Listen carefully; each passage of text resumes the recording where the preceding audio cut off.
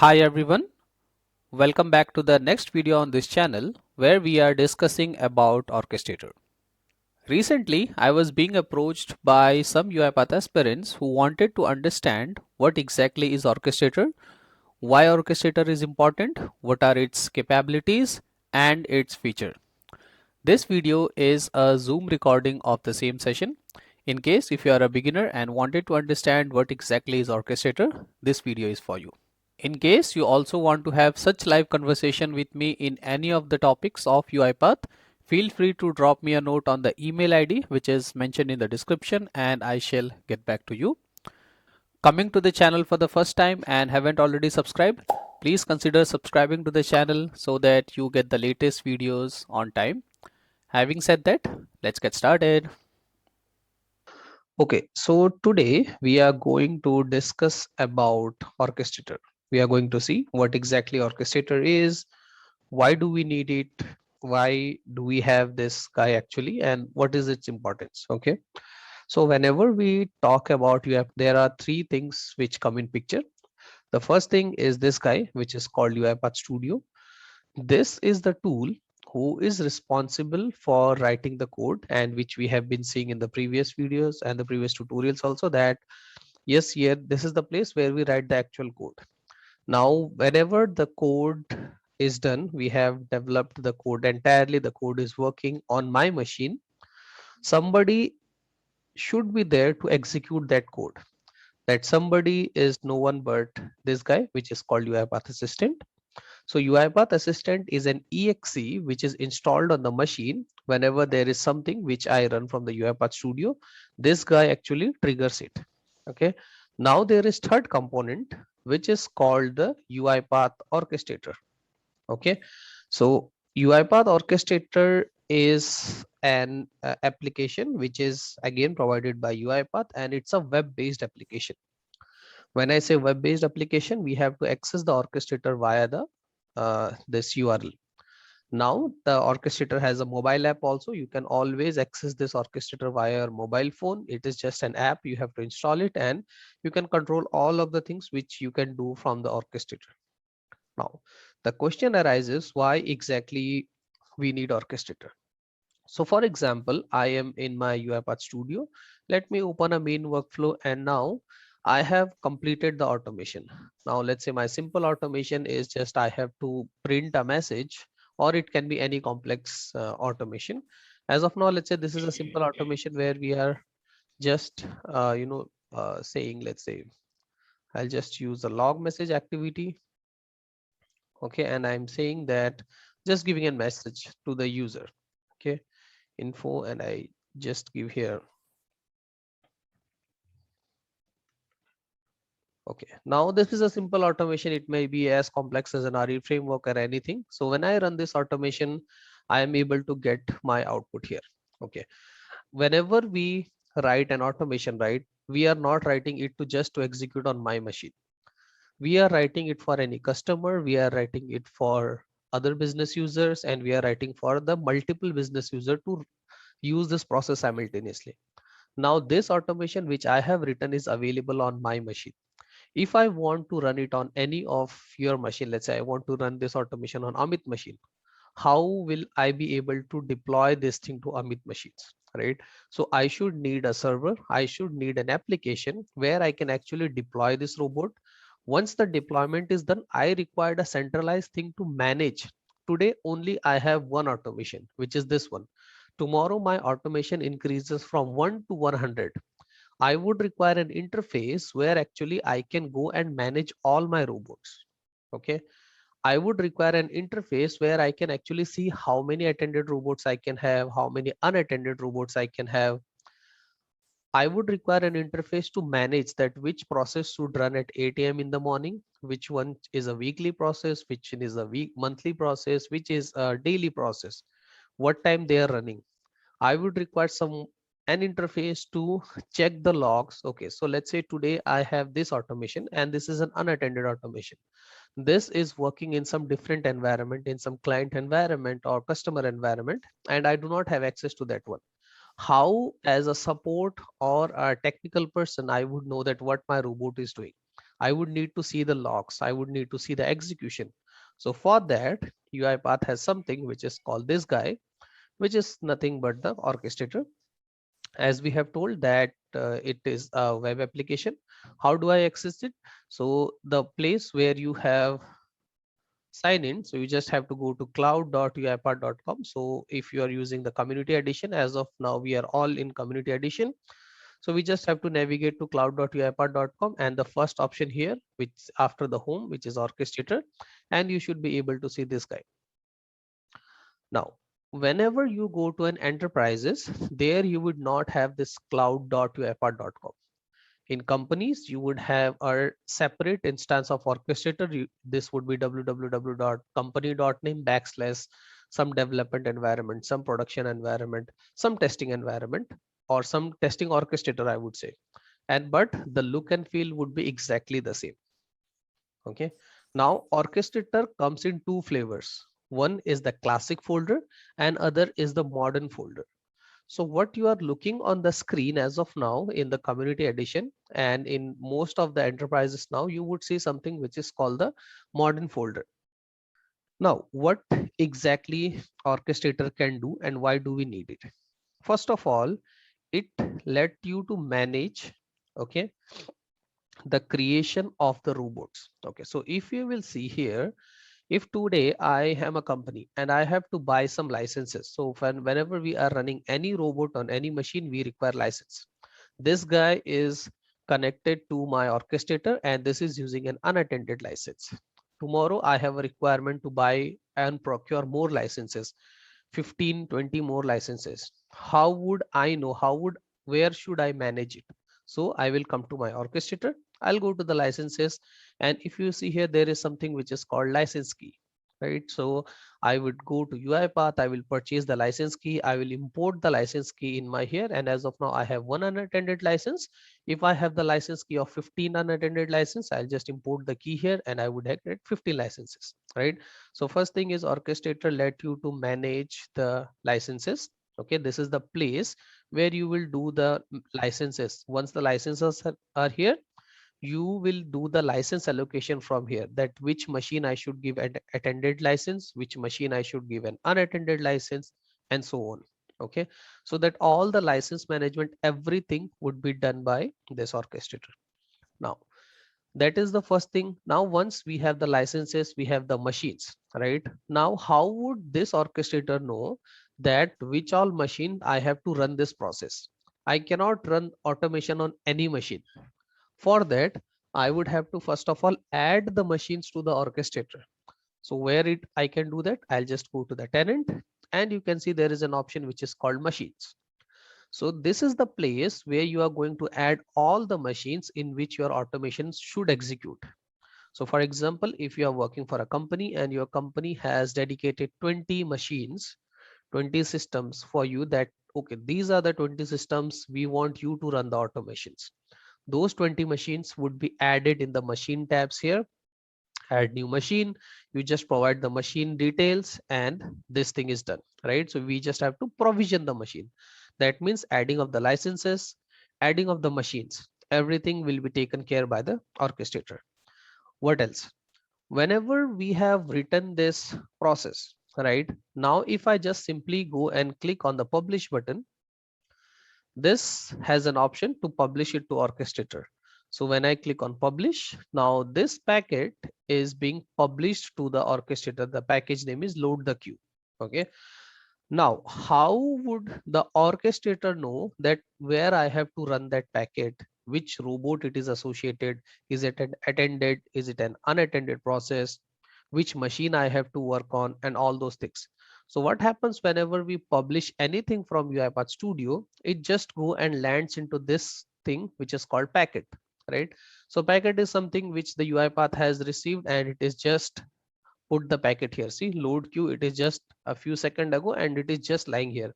So it is not yet available for the robots to execute. It is just lying as a single packet in the orchestrator. Now, if I want to run this packet, I would have to create a process out of the packet. Without creating the process, none of the robots are going to execute it.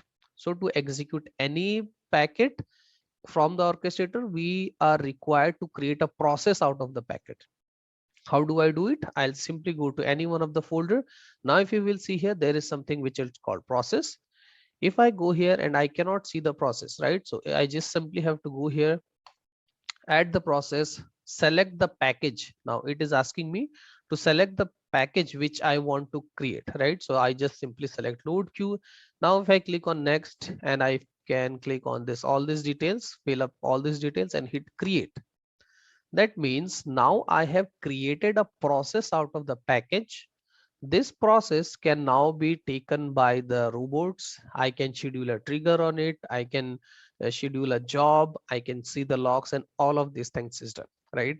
So the other important functionality of the orchestrator is the deployment, right? That means we are able to create the processes. We are able to monitor also. So now if you will see here in this one, I have this many processes which are running. Now, as of now, there are no triggers for me, but let's say there are several unattended jobs which are running. How, as a support developer or a technical person or a support team, we will know that which automation is doing what. So we can always come to the jobs. We can go to the logs and see that, okay, this is the process which was started, this was happened, and this has went wrong.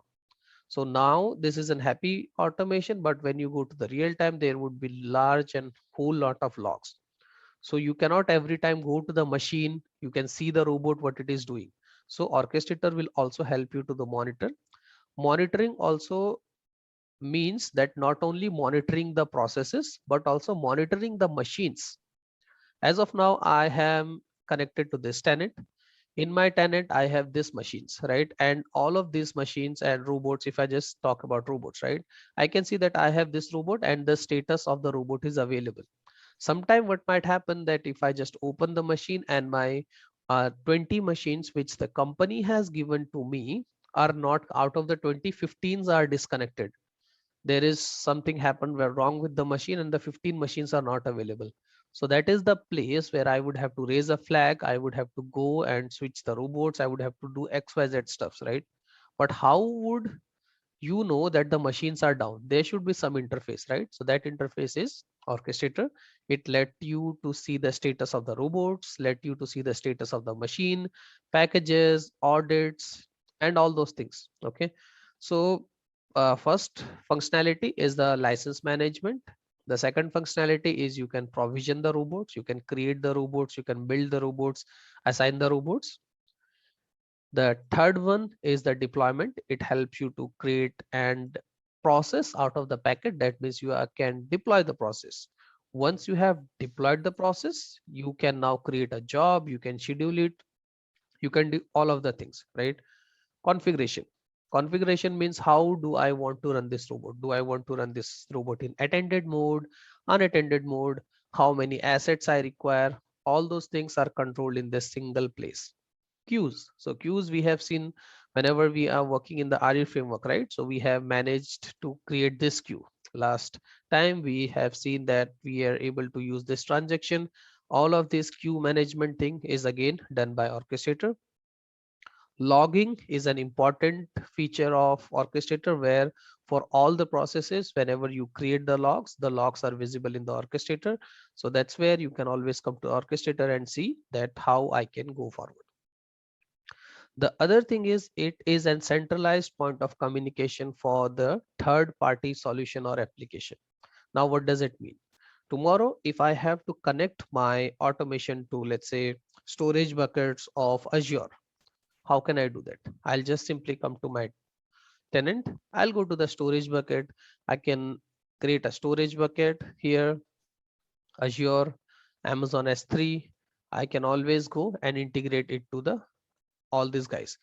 UiPath has a feature of having a persistent data storage, which is called data services.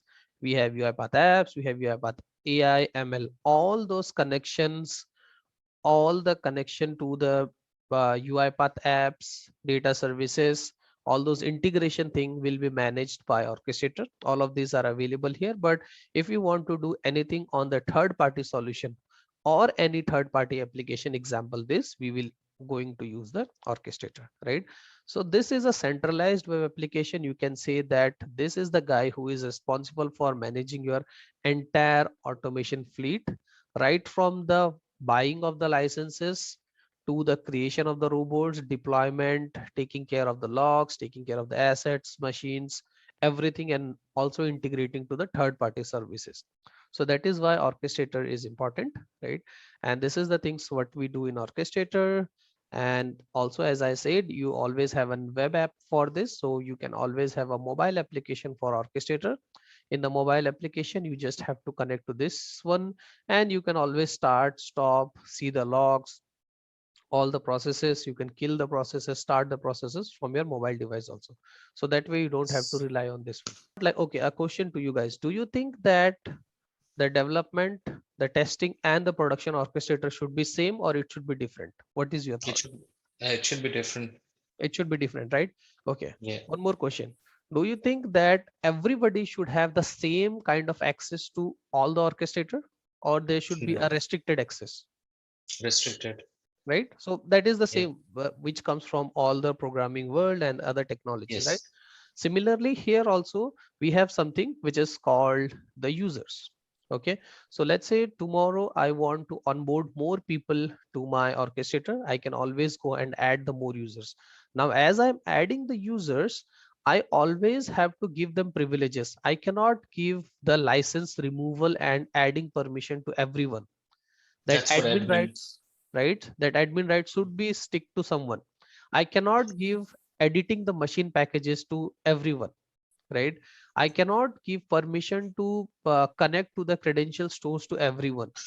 So that is where there is something which is called accesses, right? So you can have different role groups, like the way we have the AD groups, right? So if you are coming someone from the Windows background, you would understand that we create AD Hmm. groups where we have this one, like let's say this one are by default, which is created by UiPath, that admin, automation developer, this and this. Now I can always create a new role, and now in this role I would have to assign the users. Now whenever the users are onboarded, I would have to tell them whether the user is a folder administrator, automation user, he's an admin, anything, Does it right? work with? Does it work with AD?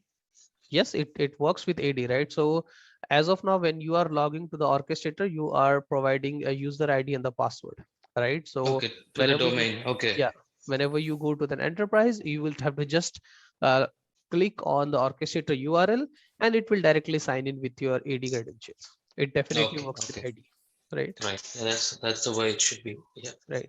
So then again, but AD, once AD is just to get you inside the orchestrator. Now, when you are inside the orchestrator, what accesses you have, that also can be controlled by your admin. Okay. Okay. Now, what are the things as a developer we are required to do? So let's say this is my development orchestrator. Okay.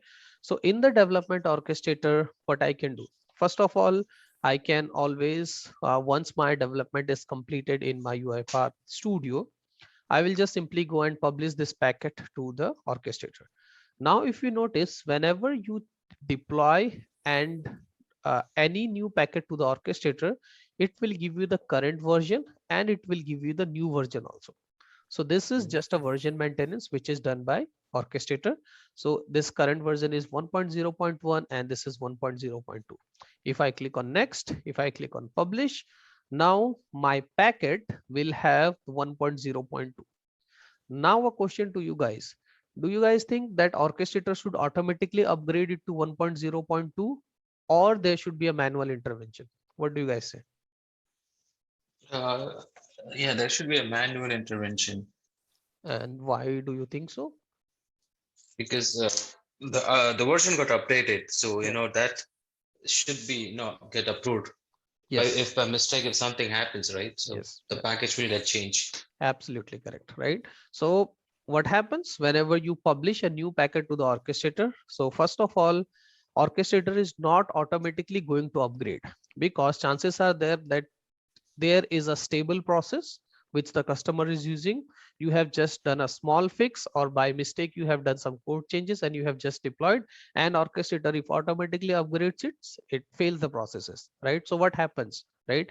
If you see Mhm. here, when you deploy the process for the first time, So it just lands into the packages, right? Now orchestrator is not going to run it. Now if you have to run it, as we have seen, we would have to create a process. So Mhm. just previously I have created this process load queue. Now if you will see here, there is a blue button icon coming on the top of it. It Mhm. says updates are available. It has not updated. It says that updates are available. If I still run this process, it is going to run on 1.0.1. But as a user, I always has an option to go here and update to the latest version. Okay, so this is the place I will just click it to update to latest version. It asks my confirmation that do you really want to do it? I say yes, Mhm. confirm. And then now it is loaded to 1.0.2. Now let's say I have upgraded it and something XYZ happens and my new process or the new version is not working. Okay, Yeah, you I can downgrade. always has an option to go and you know uh, come back to the previous versions, right? So I can see that there are, so these are all the options which are available, right? So I can just go Mhm. here in the process and 1.0.1 and I can just select Rollback. the rollback, right? So that does nothing, but it just gets you the previous version, right? So this is coming from your software engineering or the any of the deployment thing which you have seen, any other technology, the all the features are available here also. It is just that the it is now working in the context of robotics. Okay, now whenever you deploy, so the first thing as a developer we can do is we can always go and publish the uh, processes to the orchestrator. That means that now my orchestrator will have the processes to run. Now the first thing is I created a process out of the package. Now to run the job I have multiple options. First of all, I can always go here and I can say that this is the automation. I can go to the job. I can click on the start. I will just select which process I want to run. I want to run load the queue, right? So this is the process we just created. I just go here and I say start. Now what would happen? The orchestrator will send this command to the UiPath assistant, right? So as of now, the assistant is here. If I just go to the home, you can see that it was last, see, load the queue. It is waiting for the execution to start. Okay, so robot has started and now it has finished the execution. Now, when I talk about logs, I can always go to here and see the logs that yes, there are no logs which are available for this one, right? If you'll see here, view the logs, there are no logs. Okay, it is taking time. I think we have added some. Okay, I have added this one, right? Log information. So this is the guy who is responsible for adding the log. So as a developer, make sure whenever you are writing the processes, you make some of the logs which are available, right? So let's say log entry. Now I have made some changes. If I go again, publish, now new version is 1.0.3. I just go and publish, job done. Now, if I just still continue to run this process from here, it will still continue to run on 1.0.2. If I want to upgrade it, I'll go to the process, go here, upgrade to the latest version, confirm. Now, if I go to the jobs, now from the jobs, you always go here and you have an option to restart it. See, I can restart this one. It will ask me and click on the start. Again, the command is sent to this one, UiPath Assistant. UiPath Assistant will now start executing. And now if you will see the latest one, if I just go here and click on the view logs, right? It is just loading. Okay, let us just finish the execution. Okay, so the execution is completed. Now, if I just go to view the logs, you can see that I have got the second log entry also. That means UiPath is now running the updated code. So what else I can do? I can deploy the processes, I can create the packages, I can run the jobs. Now, an important one is the trigger. For example, I have to run a process which is having different time schedules. Okay. So what do I mean by different time schedules? So if I have to run a process, the business tell me that, okay, I want to run the process on every Monday of every month, every Monday I want to run the process. Or let's say the business say that I want to run the process on daily basis. So I'm not going to come to the jobs, click on the start, run it, and then wait for the execution, because this is the robotics world. We have to something we can schedule. That scheduling in the orchestrator is called the triggers. Now when I come to the triggers, there are two kind of triggers. One is called a time trigger and the queue trigger. We'll park the queue trigger for a while. Let's understand the time trigger. The time trigger, as the name suggests, first it will ask you, tell me the time trigger. So I say that I want just to create a sample trigger. It is asking me for the time zone. This is important because the time zone will play a important role in execution of the time, right? So whenever you are creating any trigger, make sure you select the correct time zone. So as of now, I am located in India, so I just go and click on 5:30. Now when I say hourly, this is as per my time zone.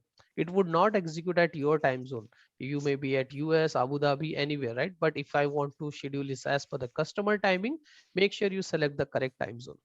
Now what are the options available? See, I can work it on hourly basis. I want to run it on every 2 hours. I just go here and I say every 2 hours. That's it.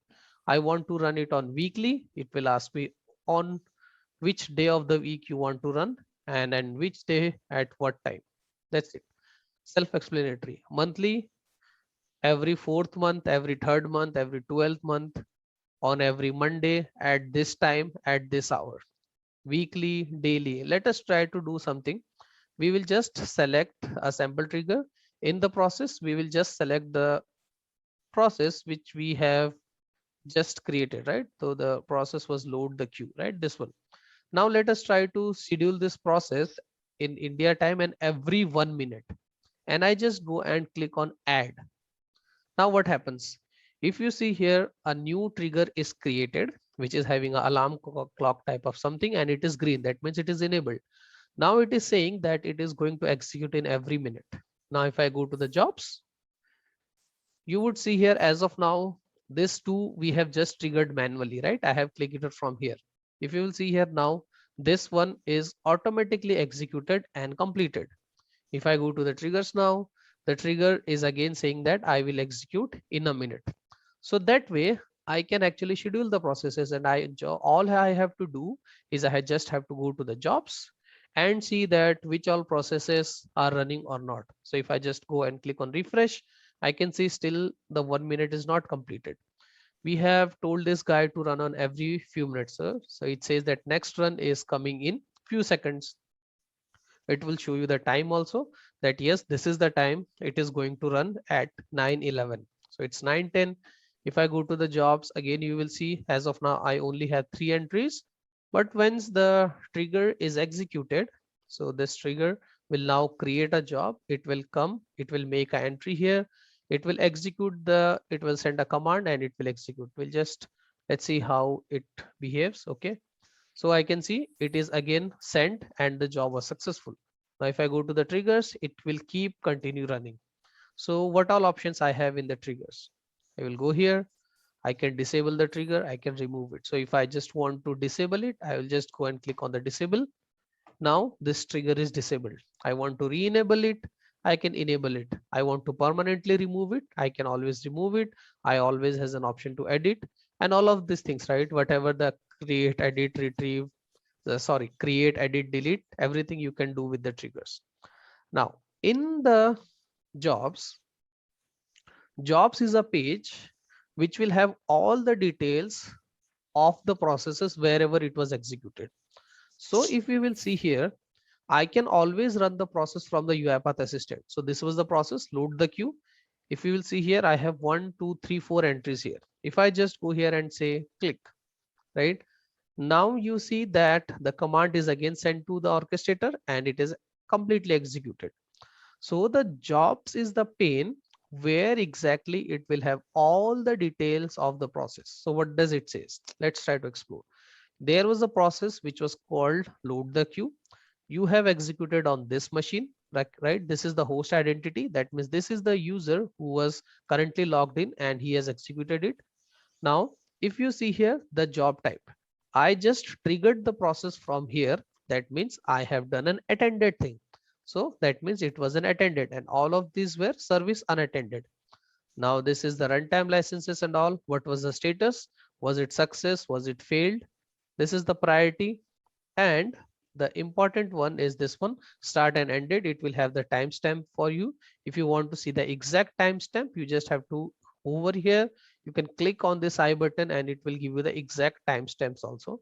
What was the state? What was the start time? What was the end time? Now there is something which is called source, which we would be interested that who triggered the process from where. Sometime what might happen that our user might trigger it from the triggers, right? So if it is coming from a trigger, if you will see, this is the name of the trigger. That way I can know that yes, the trigger has executed this job. If I do it manually, that is from here, it is coming as manual. If I do it from the UiPath assistant, which is this guy, so that way it is called assistant. Now why this is important? Because when you are running for a customer or when you are running for the business, somebody is triggering the process, let's say n number of times. You should be always sure that who is running the process, what happened to the status, right? For the audit purposes. And when I say audit, UiPath Orchestrator take cares of all the audits. Each and every activity whichever we do in the orchestrator is logged.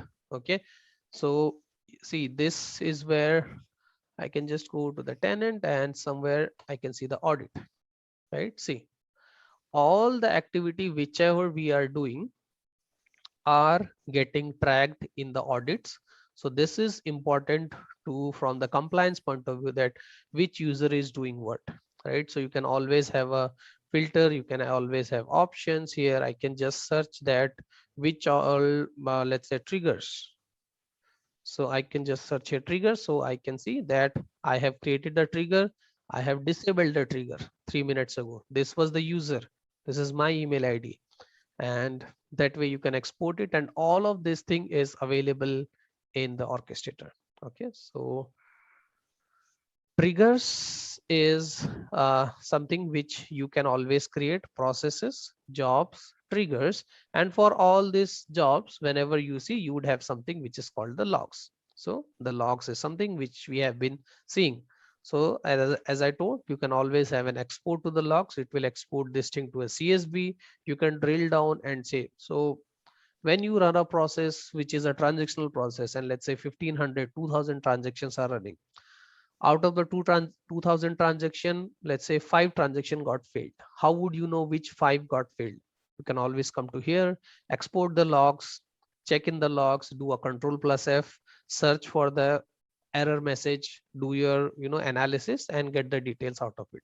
So all of these things are done with the help of this one, this orchestrator. So in the automation tabs, if you just go here, you have processes, jobs, triggers, logs. Monitoring, as the name suggests, you can see that I have one available machine and this is available. I have one machine only available. As of now, I have this only one laptop. So I have added my machine and this is available. Now a question arises, how does this UiPath orchestrator know whether my machine is connected or not? As of now, I have opened this orchestrator in my machine, right? If I disconnect the internet from here, how would this guy know that my machine is connected or not? Or if you are checking from your orchestrator all your laptops, right? How would it know? So there is a concept of heartbeat, this one. Okay, so what happens on every regular intervals, UiPath orchestrator sends a kind of a signal to all the machines, all the UiPath assistant, and if they response back, it says that yes, the machine is connected. So what has happened here, the last heartbeat was sent less than a minute, and it is saying that I sent a connection, kind of a heartbeat to your UiPath assistant, and since this guy is connected, it is saying that this is available. If I just go and disconnect this from here, or if I disconnect the internet, now what will happen, this machine, it will say that I am not available, right? So that is where this thing come in picture, the monitoring. You can monitor the machine, you can monitor the processes, that which process is working, how many processes are successful, how many processes are faulted. See, these are all the processes which I have. So this is for a reporting purposes, that the Acme process is running 5 times, it has got resumed, it has faulted 10 times. You can see a nice pictorial representation that which process is taking what time, how many jobs are running, all of these things are reports, only drill down reports. Now you have the queue monitoring, how many items are there, 3 items are remaining in the queue, there are no transaction, this is the trend, these are the queues. SLA, service level agreement, SLAs also can be managed with the orchestrator, where you say that okay, if this item is getting faulted, you just create an incident, or you just say that you have breached the SLA, or if the average handling time per transaction is increasing more than 5 minutes, you do this thing. So all of this thing is available in the orchestrator. Queues, we have already seen in the REFramework that we can always manage the queue. You have an option to edit, delete, add all those queues. Everything can be done with the help of queues, right? Now there is something which is called assets. Okay, asset is something which you would create if you want to have something dynamic for your automation. For example, if I want to log into an application, let's say an SAP application or Acme website for that matter, right? So this is our website, which is called Acme UiPath, this guy. Now let's say this is the login credential. Now, as of now, I don't have the login credential available with me.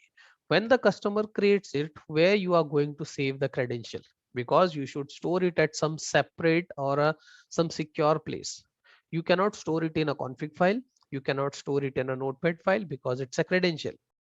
So credential is something which would be stored in the orchestrator in the form of assets. Now, what is an asset? An asset is a place in an orchestrator that you create to share the resources among the processes. For example, I have all these automations available with me. Now, for all of these automation, I require a single credential that has to be shared, or I require a single file folder path that has to be shared, or I require a simple integer value, which is 100, to be shared across the automations. How would I create it? So for that, I come to the assets. If I click on add the asset, it will give me this wizard, absolutely simple wizard. Tell me the asset name. I say that I want to store the passwords. Okay. Now it will tell me what is this asset type. So in UiPath, we have 4 kind of assets: text, bool, integer, and credential. Text means the integer string value, sorry, the string value or the text. Boolean means true, false. Integer mean a number, and the credential is user ID and the password. Let's say I want to create an application password that has to be used by all automation. I just go here and say create new credential. It will ask me for the username. Let's say I pass the username as admin. What is the password? The password is admin.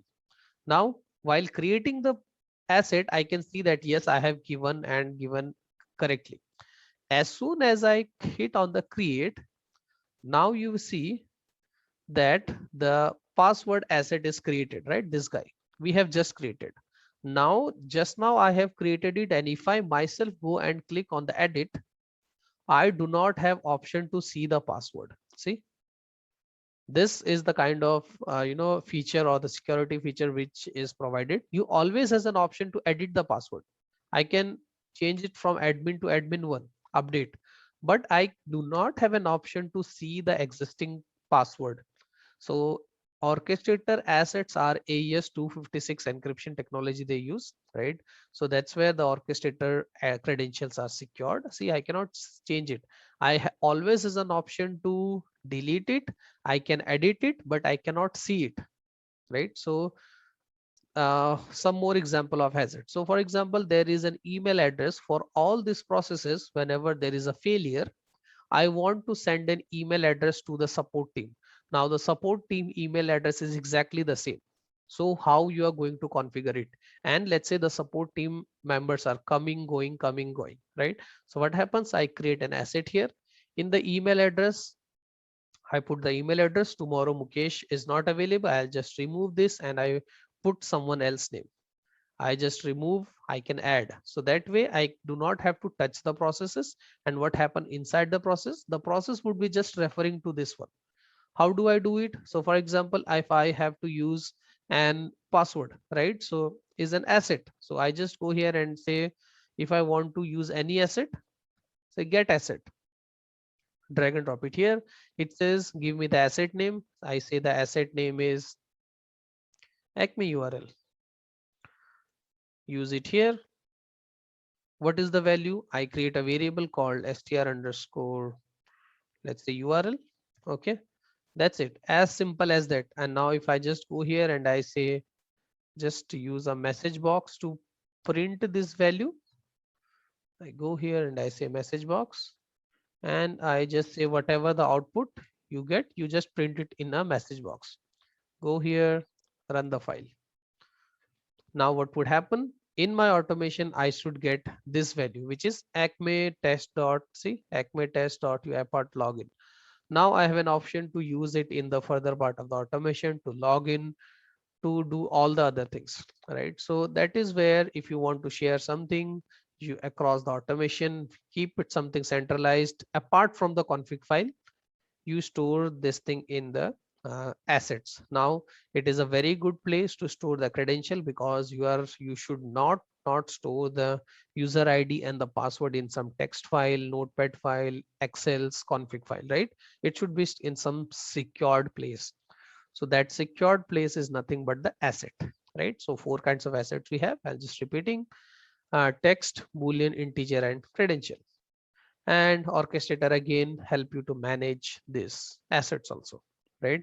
So as a developer, most of the times you would be doing the deployment or creating of the processes, running of the jobs, creating the triggers, changing the assets values, and then monitoring. So this will be the major primary task for you, because the other things like machines and everything would be taken care by the infrastructure. But again, depending upon your role, you should be always have a knowledge that what you have to do. But from a developer point of view, if you look from a process point of view, the process which you are developing, right? So you would be interested more in the this automation tab, that if the process is available, if the jobs are running, if the trigger is correctly created, the logs and the queues, right? That what all items are available in my queue and all those things. I'll take a pause for any questions if you guys have. Okay, so that is all for this video. I hope now you understand what exactly is Orchestrator, why it is important, and what are its capabilities. I would like to wrap this video here. In case if you have any more questions on the topic, feel free to write it on the comment section or drop me a note in the email ID which is mentioned in the description. Thank you for watching. If you like this video, please do subscribe to the channel, and happy automation.